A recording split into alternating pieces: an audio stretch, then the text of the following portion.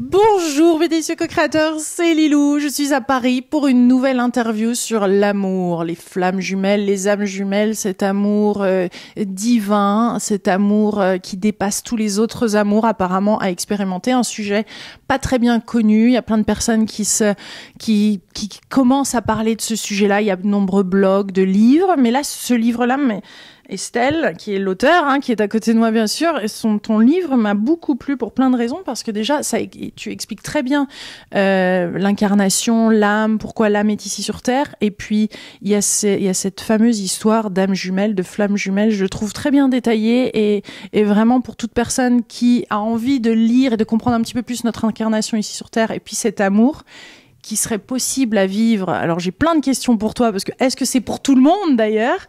Apparemment tu l'as vécu, donc on va voir en quoi c'est différent finalement de la passion, en quoi ça déclenche quelque chose, un certain éveil apparemment, qui n'empêcherait pas des nuits noires de l'âme, des moments difficiles non plus. Le sous-titre c'est Un amour divin, un processus spirituel. Donc là on est vraiment dans un amour, dans une expérimentation, dans une expérience, dans une rencontre qui va nous permettre de nous éveiller à quelque chose de plus grand, quand même. C'est une rencontre. Oui, tout à fait.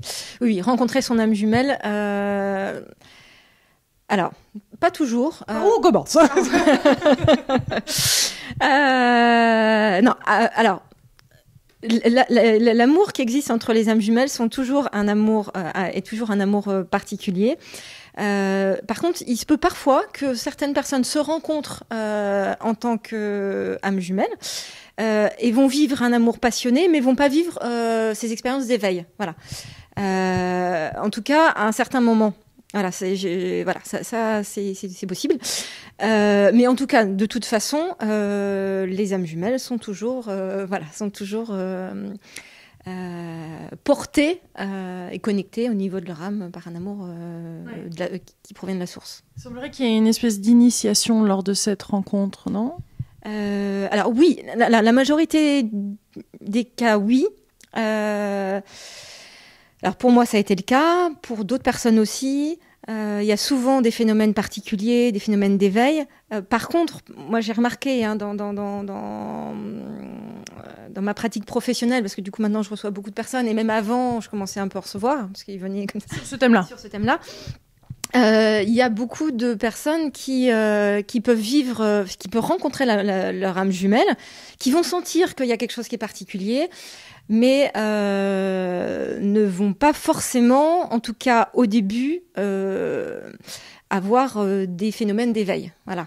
C'est là que c'est complexe en fait, c'est que alors on peut avoir des expériences d'éveil entre guillemets, par exemple de la Kundalini, mais sans qu'il y ait forcément un éveil spirituel. Donc là, du coup, la personne elle vit un truc, mais elle sait pas ce qui se passe. Elle sait pas comment le gérer. Voire elle sait pas comment le gérer. Donc du coup, ça peut même, la personne peut même aller en hôpital psychiatrique. J'en parle dans mon bouquin. Voilà, j'ai eu une personne qui ne savait pas comment gérer ça, et du coup, ça l'a amené, à des choses un peu compliquées. Donc momentanément, donc il peut y avoir ça, il peut y avoir des personnes qui vont vivre un amour passionnel, et sur le moment, elles vont pas forcément se rendre compte que c'est des âmes jumelles. C'est souvent la séparation et le temps qui va prouver que c'est bien une âme jumelle. Ouais. Alors c'est justement un peu la spécialité ou la raison de cette interview et ton livre que je trouve particulièrement intéressant, parce que ça traite justement de cette période de séparation. Donc on va en parler, on va un petit peu balayer un petit peu plus large que c'est les âmes jumelles, flammes jumelles et tout ça. Mais ce qui m'intéresserait de parler avec toi tout à l'heure, c'est quand même sur la séparation, sur ce moment de séparation qui a l'air très important, et sur cette notion de temps, pour que pour que l'âme se reconnecte à quelque chose de plus profond, à quelque chose de plus divin, à l'unité, avant même de se réunir avec cette âme jumelle, flamme jumelle. Parce que ce que je comprends après juste les quelques minutes d'interview là, c'est quand même quelque chose, c'est un amour qui est au-delà de la passion, c'est quelque chose de très puissant, c'est presque, on allume le feu sacré ou on le réallume, donc ça secoue le cocotier, comme dirait Jean-Jacques Charbonnier. Tout à fait. Oui, en général ça secoue. Ouais. Ça secoue. Donc parle-nous un petit peu de toi, pour donner un exemple justement. Comment as-tu rencontré ton âme jumelle ? Qu'est-ce qui s'est passé ? Quelles sont les différentes étapes ? Donc moi j'ai rencontré mon âme jumelle il y a un petit bout de temps maintenant, parce que ça fait une dizaine d'années.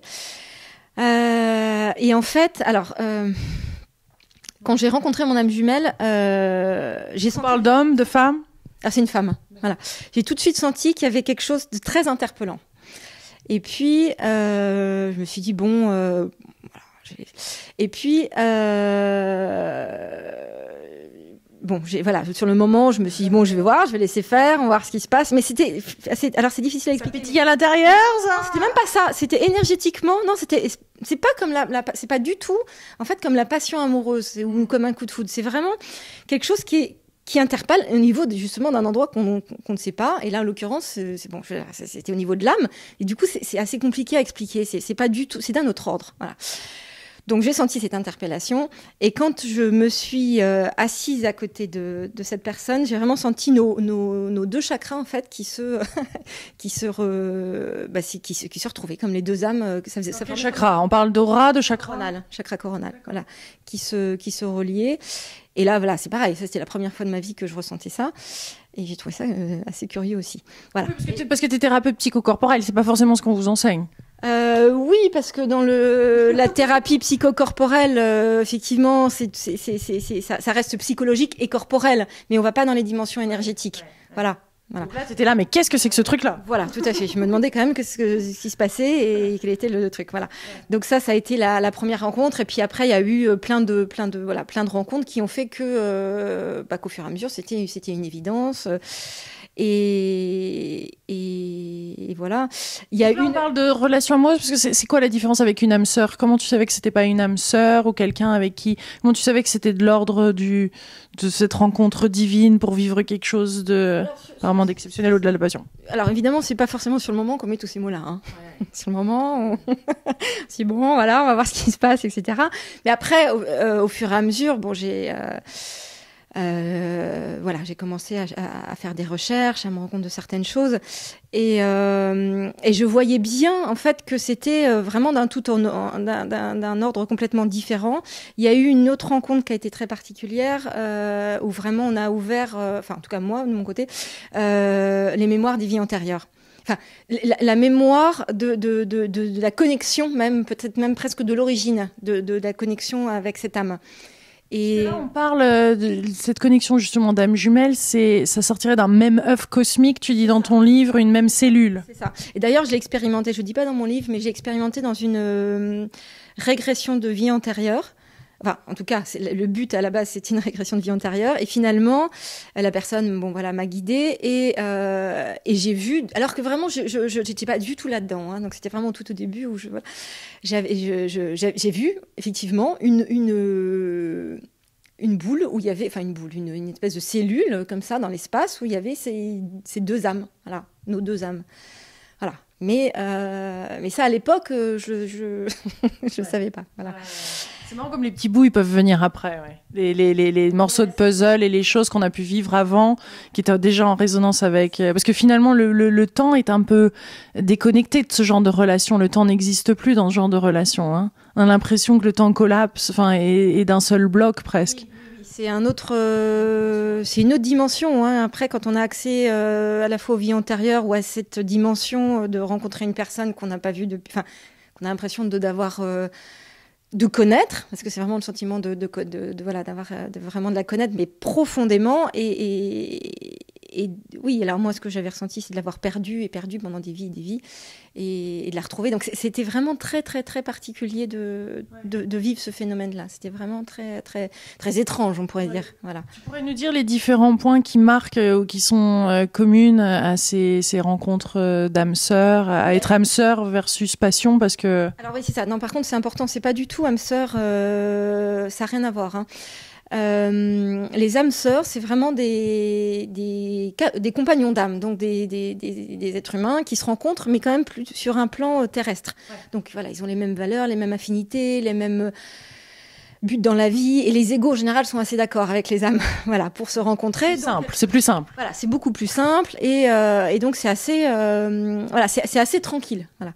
Alors que dans la rencontre avec les âmes jumelles, enfin dans la rencontre avec une âme jumelle, c'est beaucoup plus, déjà c'est beaucoup plus ésotérique. C'est-à-dire qu'encore une fois, il y a des phénomènes qui sont là, mais qui sont d'un tout autre ordre, dont on n'a pas l'habitude de connaître. Donc déjà, c'est même presque compliqué à expliquer. C'est voilà, c'est d'un autre ordre. Hein. C'est énergétique, c'est une autre dimension. Et où je voulais en venir. Et on n'oublie pas non plus. Il semblerait que cette connexion reste, même avec le temps. Et on parlera un peu plus tout à l'heure lors de la séparation, mais on peut pas oublier ce genre de. C'est quelque chose qui reste avec le temps. Alors d'une, c'est quelque chose qui reste, mais en plus, au-delà de ça, une fois que la connexion elle a été faite au niveau des âmes, les deux âmes restent connectées à vie. C'est ça. Voilà. C'est ça qui est très particulier. Ouais. Et vraiment, c'est là d'ailleurs qu'on voit à quel point, pour le coup, c'est spécial. Parce qu'au début, on peut confondre. Ouais. On peut confondre avec la passion amoureuse ou alors avec une rencontre spirituelle très forte. Enfin voilà. Mais grand amour. Ouais, bon, effectivement. Non, mais là où on peut pas, où en général, très vite, il y a l'ego s'en mêle parce que ça correspond pas aux critères de l'ego. Ouais. Et ça a été vrai pour moi, mais ça a été vrai, c'est vrai pour énormément de personnes. Ouais. Dire que ça correspond pas aux critères de l'ego, c'est-à-dire à la culture, à l'éducation, à ce qu'on s'est dit. Voilà. Et donc en général. Et toutes les histoires que je vois sont à chaque fois les personnes sont confrontées à leur ego et du coup la connexion est difficile. Voilà. Ouais. Non, oui. D'accord, mais c'est vrai que certaines personnes, des fois on entend parler, parce que c'est un label, ça peut être aussi vu comme un label de plus, ça y est, j'ai rencontré ma flamme jumelle, et on peut des fois se prendre un petit peu au jeu ou mettre ce label-là, alors qu'en fait c'est pas forcément ça. Je veux dire, il y a aussi certainement des cas que tu as dû rencontrer où on pense que c'est ça, on se dit que c'est ça, on est séparé de telle personne, ou cette personne-là est mariée, ou il y a d'autres relations, et on peut pas le vivre, et après on commence à se mettre dans un espèce de scénario un peu comme ça, et je pense qu'il y a il y a un pourcentage de ceux qui pensent vivre peut-être, ou avoir rencontré leur flamme jumelle qui est peut-être pas le cas, non ? Alors, c'est possible, mais ceux que je rencontre actuellement, j'ai pas beaucoup de doutes qu'ils ont réellement rencontré leur âme jumelle. Parce qu'en fait, il y a alors je vérifie, mais il y a vraiment des critères, on pourrait dire. C'est-à-dire qu'à partir du moment où c'est quelqu'un qui me dit « ça m'a ouvert à la spiritualité », c'est-à-dire qu'une histoire passionnelle n'ouvre pas spécialement à la spiritualité. Enfin, pas nécessairement et très souvent, pas forcément. Donc, dès lors qu'il y a une ouverture à la spiritualité, qu'il y a des connexions et des énergies particulières, donc quoi que ce soit. Déjà, là, je me dis, il y a certainement une rencontre d'âme jumelle. Des difficultés aussi, d'ordre terrestre. Et des difficultés d'ordre terrestre. Alors là, ça peut se retrouver dans la passion amoureuse, mais dans la passion amoureuse, il a... en général, les égos sont quand même bon, voilà. Enfin, j'en sais rien. Bon, en tout cas, ce qui fait la différence, c'est que de toute façon, c'est toujours compliqué. Mais effectivement, momentanément, certaines personnes peuvent avoir le sentiment que c'est juste une passion amoureuse. Ouais. C'est-à-dire, par exemple, je donne un exemple. J'ai une femme que je reçois actuellement qui a vécu pendant 4-5 ans avec une personne. Et qui me dit donc après elle s'est mariée, etc. Puis bon, je sais pas, 20 ans, 30 ans après, bon, elle vient me voir en me disant j'ai toujours cette connexion avec cette personne et si jamais je ne retrouve pas cette personne, j'ai le sentiment que c'est insupportable pour moi de me dire que je vais mourir sans retrouver cette personne, alors qu'elle est mariée et donc par ailleurs elle a plus du tout de sentiments amoureux pour l'autre personne. Voilà. Mais simplement elle sent au niveau de son âme que c'est pas possible. Elle me dit je peux pas envisager de mourir sans retrouver cette personne, sans au moins l'avoir revue. Voilà. Ça se retrouve pas dans voilà, ça c'est spécifique aux âmes jumelles. Ouais. Ça c'est vraiment spécifique aux âmes jumelles. Pour l'instant, elle est en train de me dire que peut-être elle se trompe. Je lui dis, on va voir. Mais y a des choses, si vous voulez, qui vraiment sont évidentes. C'est qu'effectivement, quand il y a, en fait, c'est quand l'âme parle, on se rend compte que c'est des rencontres d'âmes jumelles. Par exemple, j'ai une autre patiente en ce moment, qui me dit aussi, mais c'est mon âme qui pleure. Et ça, c'est des mots qu'on va pas employer comme ça. Surtout, par exemple, cette personne, elle est pas du tout axée sur la spiritualité. Et aussi une autre manière de le vérifier, c'est de voir à quel point la spiritualité, la méditation et reconnecter les gens à leur âme vont faire du bien. Ouais. Parce que c'est pareil, dans une passion amoureuse, ça va pas forcément. Voilà, si c'est juste passion amoureuse, ça va pas apaiser. Alors que dans l'âme, au niveau de l'âme jumelle, de toute façon, au fond, la porte de sortie, elle est toujours spirituelle. Oui. Elle est toujours spirituelle. Ouais. Oui, parce que alors cet amour paraît souvent impossible, où il y a des énormes obstacles, des énormes défis, et là, tu dis dans le livre qu'une séparation serait nécessaire, un certain temps, ça peut être très long, et pendant cette période-là, en fait, tu nous donnes quelques remèdes dans le livre, quelque chose, des trucs à faire pour retourner vers l'amour de soi, se reconnecter au divin et tout ça, pour permettre peut-être éventuellement un jour de se réunir. Mais avant tout, tu dis qu'il faut se reconnecter, reconnaître que cet amour de toute façon est spirituel au-delà d'être terrestre. Oui. C'est-à-dire l'âme a besoin d'être allégée presque pour permettre à cet être-là ou cette union-là de se faire dans cette vie. Oui, alors en fait, effectivement, pour retrouver son âme jumelle en général, comme c'est de l'ordre d'une dimension sacrée, vraiment chaque personne a besoin, alors déjà d'avoir nettoyé les karmas. Parce que souvent, il y a eu beaucoup de vies antérieures entre les âmes jumelles. Ça s'est parfois pas forcément bien passé. Alors, soit parce que entre elles, justement, c'était passionnel, puisque c'était des âmes jumelles. Donc, mais s'il n'y a pas la compréhension spirituelle des choses, et ben du coup, effectivement, ça peut être assez destructeur. Ou alors parce que cet amour n'était pas, accepté par l'extérieur. Voilà. Parce que souvent aussi les âmes jumelles ont été dans les vies antérieures des guérisseurs, des médiums, donc là aussi il y a toute tout ça se mêle. Voilà. Mais bon, voilà, en tout cas, pour que des âmes jumelles puissent retrouver, faut déjà qu'au niveau karmique, ça soit nettoyé, purifié. Et ensuite, il faut que les égos, quelque part, soient à la même... que les personnalités humaines et les égos soient à la même... comment on pourrait dire, au même diapason que l'âme, c'est-à-dire qu'il n'y ait pas trop de... qu'il y ait acceptation de la personnalité et de l'ego de ce qui est demandé par l'âme, ce qui n'est pas forcément évident du tout, en fait, parce qu'il n'est pas toujours évident. Et ensuite, que les deux âmes jumelles, de toute façon, soient sur leur chemin, leur mission de vie et leur mandat d'incarnation, parce que deux âmes jumelles se retrouvent quand elles sont dans leur mission de vie et leur mandat d'incarnation, et c'est difficile de se retrouver avant. Parce que de toute façon, un amour entre deux âmes jumelles est toujours et un amour divin, donc c'est vraiment pour servir l'humanité.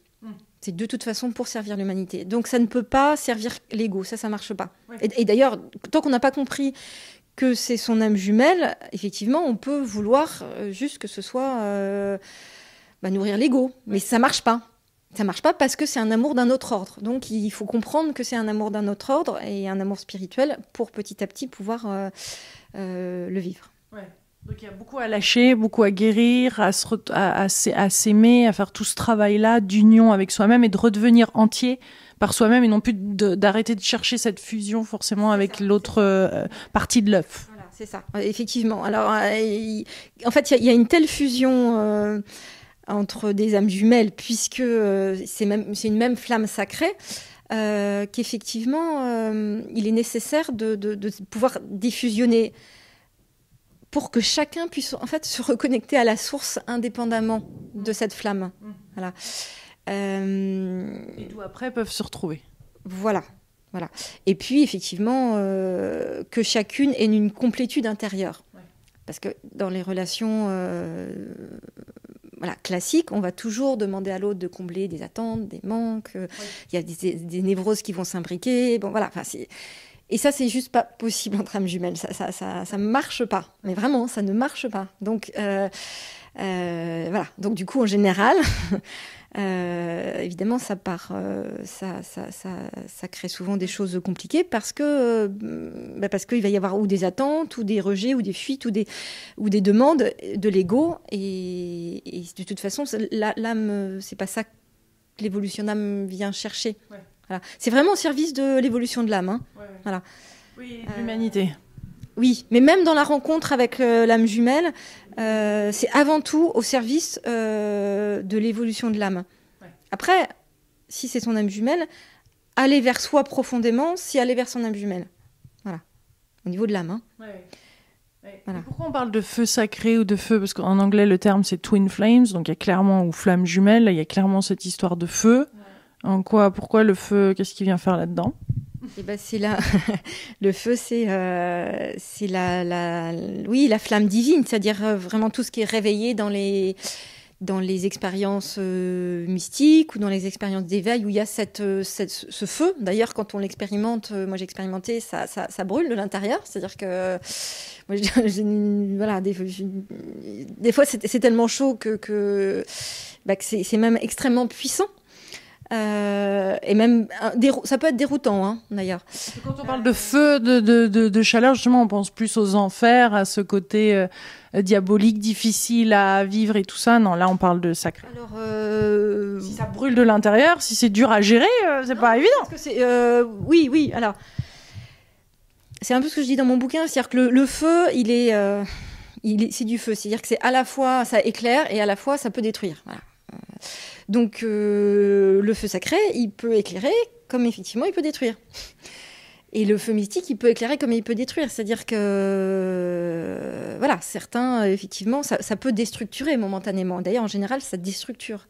Donc, effectivement, c'est bien d'être structuré quand on rencontre son âme jumelle, parce que sinon, je pense même qu'il y a certaines personnes qui ont rencontré leur âme jumelle et qui ont dû être considérés comme fous, ou comme, alors qu'ils sont peut-être même actuellement en HP, alors qu'ils ont fait une expérience particulière, mais qu'ils n'ont pas pu l'intégrer. Ouais. Voilà. Parce qu'il y a cette envie aussi, apparemment, quand on rencontre ce type d'âme dans sa vie, et qu'on a cette opportunité, enfin cette occasion, enfin ça nous arrive, ça nous tombe dessus, et certaines personnes en parlent en plus à d'autres personnes autour, et donc ça peut paraître en effet que d'un seul coup on est devenu fou sous l'emprise de quelqu'un, c'est-à-dire qu'il y a une certaine communication qui change, l'entourage ne comprend pas, et donc oui, ce qui est très compliqué, ce qui peut être très compliqué, et ça vraiment je vois tous les jours en ce moment dans mon cabinet, c'est que ça se démultiplie ce genre de phénomène là. Oui, ouais. C'est que la personne va vivre quelque chose de particulier, mais elle va pas savoir mettre les mots dessus, et du coup l'entourage va mettre des interprétations qui ne sont pas les interprétations de ce phénomène. Mais c'est normal, parce que c'est un phénomène qui n'est pas connu et qui est très particulier. Et qui, pour l'instant, en plus, est assez abordé de manière ésotérique. C'est pour ça que j'ai essayé de l'aborder de manière un peu moins ésotérique. Mais effectivement, si on interprète le phénomène d'un point de vue psychologique, même, on se plante. Ça ne veut pas dire pour autant qu'il n'y a pas de psychologie, puisque la personne continue à avoir un ego avec des névroses et donc il y a des choses aussi à nettoyer. Ça fait aussi partie du travail à faire pendant la séparation.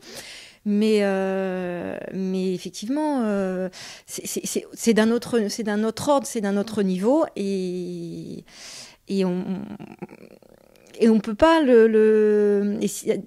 lors qu'on l'interprète avec un point de vue plus humain ou psychologique, on peut pas comprendre la personne, quoi. Et la personne se sent pas comprise de toute façon. Et souvent, on vient me dire je suis contente de pouvoir parler avec vous parce que je vais pas être prise pour une folle, parce que même il y a des fois il y a des gens qui me parlent puis ils me disent je suis folle. Je dis non. Enfin voilà, c'est vraiment... Cette vidéo, on est aussi la preuve. Parce qu'à mon avis, si vous écoutez cette vidéo, il y en a plusieurs qui vont faire « Ah, enfin, merci, ça fait du bien !» J'espère, mais en tout cas, ça a été le but de mon livre. Hein, c'est vraiment de dire non, vous n'êtes pas fou, je ne suis pas folle, vous n'êtes pas de fou. Et on est juste en train de vivre quelque chose de très particulier et qui pour l'instant n'est pas connu. Donc du coup, effectivement... difficilement appréhendable par les autres. Ça, c'est normal. Voilà. C'est pas quelque chose qui peut se pousser, ou je veux dire, cette séparation, le fait de vouloir retrouver quand on se sent séparé comme ça, c'est pas quelque chose qu'on peut forcer. Je veux dire, c'est de l'ordre divin. Là, on peut pas essayer de récupérer son âme jumelle. Alors, dès lors qu'on le fait avec l'ego. Dès qu'on essaye de récupérer quelque chose, c'est toujours l'ego qui veut récupérer. L'âme, elle est tranquille, hein, elle a le temps. En fait, l'âme, elle a le temps. L'ego, lui, il veut un truc maintenant, tout de suite, machin. L'âme se dit, bon, on va voir ce qui se passe. Donc, en général, c'est vraiment pas les mêmes dimensions. C'est pas le même temps, on pourrait dire. Mais non, effectivement, ça marche pas comme ça, parce que dès lors qu'on veut récupérer son âme jumelle, on est dans l'ego. Donc, effectivement, ça marche pas comme ça. Il s'agit tout le temps de se récupérer soi. Parce que ce que j'explique aussi, c'est que dès lors qu'on sent ce manque, c'est au fond qu'on manque à soi-même et qu'on n'est pas connecté à l'âme. Dès lors qu'on est, moi je le vois, hein, je peux le voir encore avec moi, c'est-à-dire dès lors que je suis pas connectée à l'âme, voilà, il y a quelque chose qui est compliqué. Alors que dès lors que je me connecte à mon âme, voilà, tout va bien. Donc c'est vraiment la porte de sortie est spirituelle. Il y en a pas d'autre. Et puis après il y a un travail psychologique aussi à faire, et c'est ce qui est demandé d'ailleurs dans tout le temps de séparation. Voilà. Un peu plus sur justement ce qu'il y a à faire pendant le temps de séparation. Est-ce que tu pourrais nous dire un petit peu plus sur ce qu'il y a à faire pendant ce temps de séparation? Alors, ce qu'il y a à faire, c'est de se rassurer, là. Non, alors de se rassurer, oui, bien sûr. Déjà de se faire confiance, qu'effectivement, on n'est pas fou, vous n'êtes pas fou. De faire de plus en plus confiance à son intuition, à son énergie, aux phénomènes énergétiques. Ensuite, de travailler sur toutes les névroses, parce que il y a aussi quand même bien sûr, là, par exemple, toutes les blessures d'abandon, de rejet, de dépendance affective, vont être réactivées énormément. Donc, du coup, tout ça, faut le travailler. Ça, de toute façon, et là, c'est pour le coup le côté plus psychologique. Et ensuite, il y a petit à petit à intégrer, à comprendre les clés spirituelles qui sont, entre autres, de toute façon, on est connecté, à partir du moment où il y a une connexion, on est connecté à vie, voilà. Donc c'est pas la peine de lutter, parce que des fois les personnes elles luttent en disant mais je pense tout le temps à lui ou à elle, comment je peux faire, déjà c'est juste accepter, parce que de toute façon c'est comme ça. Oui. Donc est-ce possible de vivre autre chose, sachant qu'il y a toujours cette partie du cœur qui est quand même épris ou connectée à cette autre âme? C'est là que c'est compliqué aussi, c'est que effectivement au niveau alors là il y a deux dimensions qui est différente, c'est-à-dire que au niveau psychologique ça va être difficile, mais si les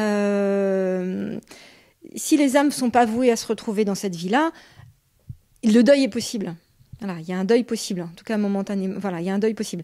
Par contre, quand les personnes sont vraiment vouées à se retrouver, et ce qui, j'ai l'impression, est de plus en plus le cas, il y a vraiment un travail qui est demandé, et du coup, pour que le travail se fasse, ça peut pas être comblé par quelqu'un d'autre. Ouais. Puisque, encore une fois, c'est au service de l'évolution de l'âme. Donc, si on peut retrouver quelqu'un comme ça, l'âme va pas faire tout son chemin d'évolution. Ouais. Voilà.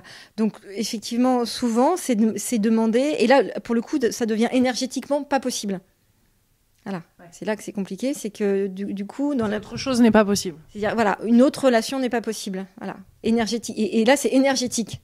C'est-à-dire que c'est pas possible, quoi. C'est trop compliqué. Ça ne marche pas, quoi. Ça ne marche pas, mais vraiment de manière extrêmement énergétique. Et en général, c'est ce que j'ai vécu, mais c'est aussi ce que les gens me disent, dire qu'on a envie de rejeter l'autre. Ouais. Non pas parce qu'on veut le rejeter, parce que énergétiquement, c'est pas relationnel, ça n'a rien à voir avec le côté sympathique ou pas, ou même ça n'a rien à voir avec le côté terrestre de la relation, mais c'est qu'énergétiquement, en fait, l'autre va prendre une place qui n'est pas la sienne. Ouais. Donc, à partir du moment où il y a eu les flammes jumelles qui se sont retrouvées, énergétiquement, c'est comme si l'autre était quand même présent énergétiquement. Ouais. Ouais. Pas facile à gérer, quand même. Non, c'est un peu c'est pas toujours... c'est un peu spécial. Il y a toujours une attirance physique ou pas? Parce que là, c'est une femme, et tu es déjà en couple avec une femme, et tu es avec cette femme maintenant. Quelle est cette... Alors, non, moi j'étais en couple avec un homme. Ça aussi, ça déroute, sans doute. Oui, non, c'est sûr, effectivement, c'est aussi... Je suis attirée par une femme. c'est ça. Non, c'est vrai, tout à fait. Effectivement, ça, effectivement, c'est un peu, effectivement, ça, oui, effectivement, c'est particulier. C'est d'ailleurs pour ça que je me suis bien rendu compte à quel point, les rencontres d'âme ne va pas avec les critères de l'ego, parce qu'a priori, bon, mon ego, c'est pas, voilà. Et alors l'attirance physique, c'est vraiment c'est une attraction. C'est quand même à la base une attraction de l'âme. C'est-à-dire que l'âme est vraiment. Oui. On va faire qu'un, donc forcément il y a une fusion physique. On a envie de cette fusion, non? Oui. Énergétique, physique, non? Ouais. Si. D'un point de vue de l'âme, oui. Après, du point de vue de l'ego, pas forcément, pas toujours, mais oui, du point de vue de l'âme, oui, bien sûr, ouais. Oui. Il peut y avoir une forte attirance. Si. Alors ça si, parce que quand effectivement, quand l'énergie d'amour, en fait, il y a plusieurs étapes en général. Quand il y a la rencontre avec l'âme, au départ, c'est vraiment au niveau de l'âme, donc il n'y a pas d'attirance physique.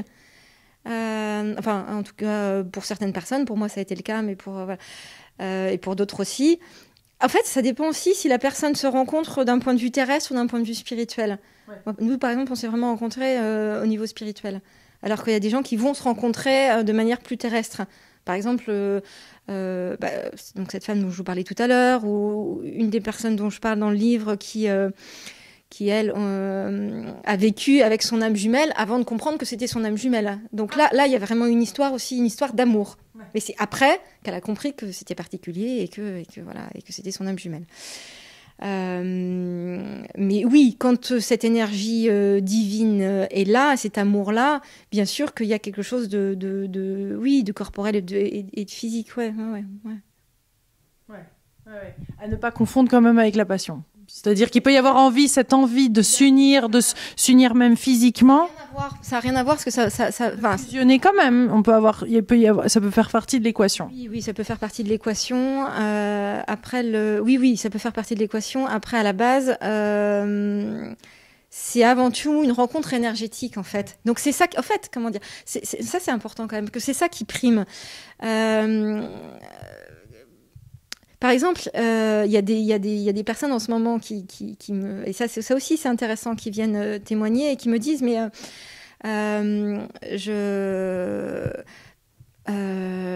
par exemple, je suis très attirée, même physiquement, effectivement, mais dans l'intimité, sexuellement, ça c'est compliqué, ça va pas, ça marche pas. C'est parce qu'en fait, ce que l'âme va ressentir au niveau énergétique, pour que ça puisse vraiment s'incarner dans quelque chose, c'est pas si évident que ça, loin de là. Voilà. Ouais. Ça peut, mais alors c'est pareil. Il y a des personnes qui peuvent le vivre sur ce plan-là, sur le plan plus au niveau sexuel, mais qui, du coup, sur d'autres aspects, vont être complètement en difficulté. Donc en difficulté relationnelle sur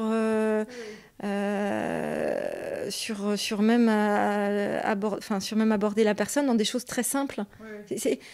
Oui, c'est-à-dire que la difficulté peut se présenter à différents endroits, différents domaines de la relation. Exactement. Tant que c'est pas l'âme qui prend la commande, en gros, il y aura toujours des difficultés. Ouais. Ça va être compliqué. Donc il y a des prières, il y a des mantras, il y a des choses à faire pour faciliter tout ça, pour libérer, pour...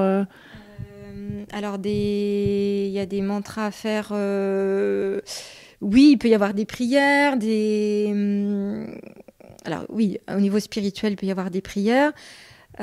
Surtout, moi, j'ai envie de dire, c'est avant tout rechercher la complétude intérieure soi-même. C'est-à-dire se compléter en permanence. C'est-à-dire dès lors que on peut avoir l'impression d'un manque, c'est comment moi je me complète moi-même. C'est-à-dire c'est la complétude. Et de toute façon, l'âme est venue sur Terre pour être dans sa complétude, parce que c'est comme ça qu'elle va le mieux incarner sa dimension divine.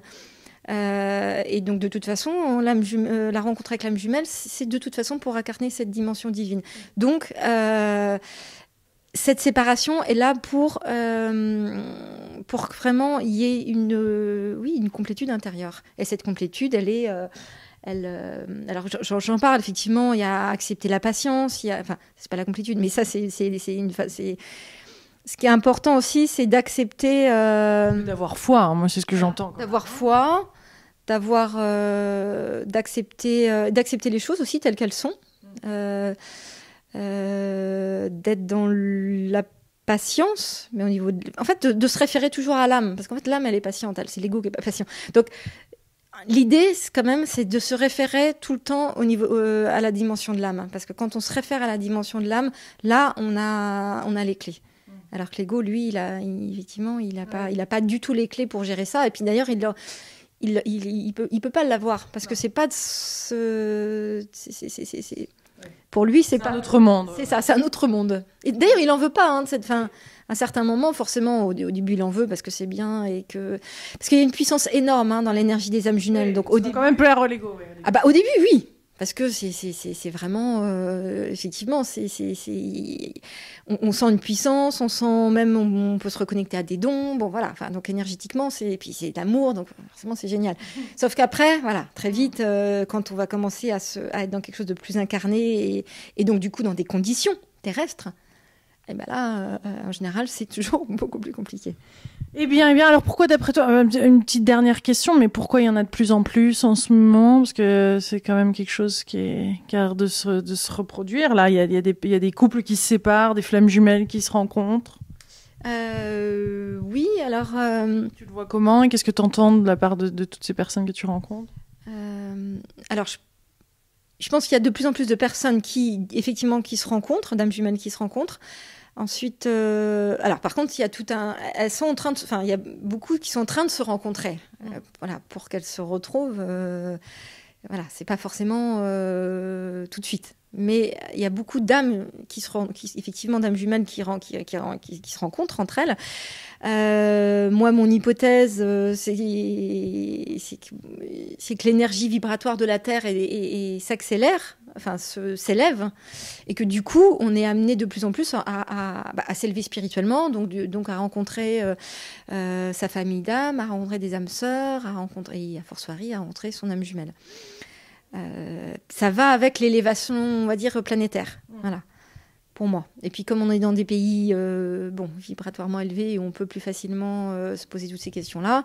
Du coup, on a les moyens d'évoluer aussi, ce qui n'est pas forcément le cas ce qui n'était pas forcément le cas d'ailleurs des âmes jumelles avant. Elles n'avaient pas forcément, c'était pas prêt en fait pour se retrouver, parce que la dimension spirituelle des âmes jumelles n'était pas comprise.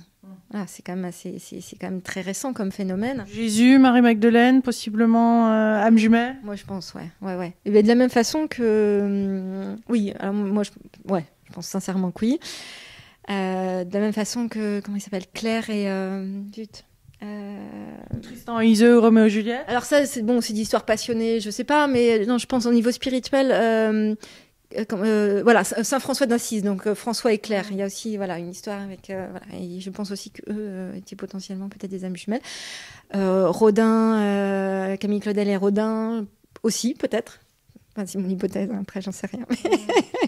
Mais c'est possible, ouais, c'est possible. Parce que, il y a une dimension dont on n'a pas parlé, peut-être une dernière petite question encore, c'est le côté énergie masculine, féminine, yin-yang, qui en fait, c'est les âmes jumelles apparemment seraient complémentaires. Peu importe si c'est un homme ou une femme, ou femme-femme, ou homme-homme, ou voilà, mais il y a quand même une histoire comme ça de... Au fond, pour que les âmes puissent se retrouver, elles doivent être toutes les deux... vraiment, intérieurement, avec un couple féminin sacré bien ancré et féminin masculin sacré vraiment bien intégré. Voilà. Donc l'énergie féminine et masculine est importante à intégrer de toute façon. Après, il y a toujours un qui a un pôle plus qu'un autre. Voilà, ça c'est sûr. Mais ça c'est des polarités. Mais pour que les âmes jumelles puissent se retrouver, ça va avec la complétude. Elles ont besoin de toute façon d'avoir ces deux polarités-là. Sinon, encore une fois, sinon, vous voyez, ça peut pas marcher parce que c'est l'une qui va compléter l'autre. Et ça c'est faux. Ça c'est romantique, mais c'est faux. les âmes jumelles, non, elles se retrouvent quand elles sont complètes. Et une fois qu'elles sont complètes, elles peuvent éventuellement se retrouver. Mais avant... Non, mais là, c'est très clair et j'apprécie beaucoup. C'est pour ça que j'ai beaucoup apprécié ton livre et cette interview. C'est pas forcément bien expliqué des fois, où là, on comprend l'enjeu, l'importance et le travail qu'il y a à faire et tout. Donc, merci. Merci de cette belle interview. Un amour divin, un processus spirituel. Les âmes jumelles. Merci, Estelle. Ah là là, hâte peut-être de faire une autre interview, de se reparler sur ce sujet. Merci. Merci. À très vite, Fédécio Co-Créateur. Merci d'avoir regardé cette vidéo. Si vous l'avez appréciée, aimée, s'il vous plaît, partagez-la. On vous embrasse très très fort et on vous souhaite de magnifiques aventures amoureuses, rencontres d'âmes jumelles, ma foi. Gros bisous.